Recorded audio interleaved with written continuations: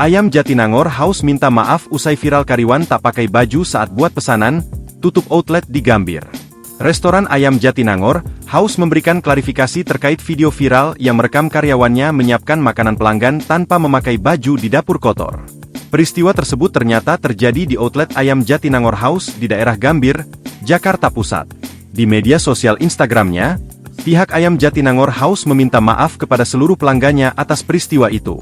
Ayam Jatinangor House mengaku sudah menindak dengan tegas karyawan yang dinilai telah melanggar SOP. Mereka juga memutuskan untuk menutup sementara outlet Ayam Jatinangor House di Gambir. Diberitakan sebelumnya, viral kondisi dapur restoran Ayam Jatinangor House yang kotor dan berantakan viral di media sosial.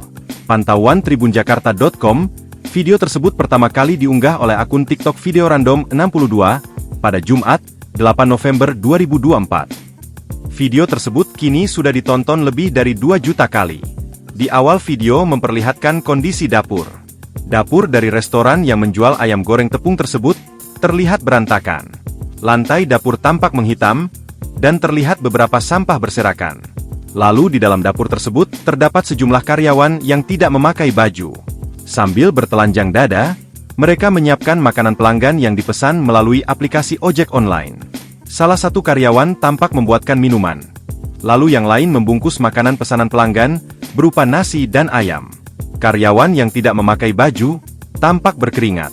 Sementara itu di luar dapur, tampak sejumlah ojol mengantre hendak mengambil makanan pesanan konsumennya.